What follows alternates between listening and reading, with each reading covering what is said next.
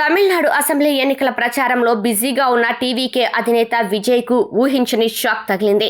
ఆయన నటించిన జననాయగన్ సినిమా విడుదలకు ముందే ఆన్లైన్లో వైరల్ అవుతుంది. దళపతి విజయ్ పూర్తి స్థాయి రాజకీయ ప్రవేశానికి ముందు నటించిన చివరి చిత్రం జననాయగన్కు భారీ షాక్ తగిలింది. ఈ సినిమాకు సంబంధించిన 5 నిమిషాల నిడివిగల ఒక వీడియో క్లిప్ సోషల్ మీడియాలో లీక్ అవడంతో తమిళనాట దుమారం రేపుతోంది. టైటిల్, క్రెడిట్స్, విజయ్ ఇంట్రడక్షన్ సీన్తో కూడిన ఈ వీడియో వేగంగా వ్యాపిస్తుండటంతో చిత్ర బృందం, అభిమానులు తీవ్ర ఆందోళనకు గురయ్యారు.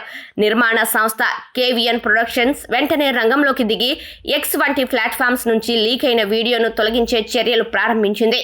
వాస్తవానికి ఈ చిత్రం జనవరి 9నే విడుదల కావాల్సి ఉండగా central board of film certification అభ్యంతరం తెలపడంతో వాయిదా పడింది.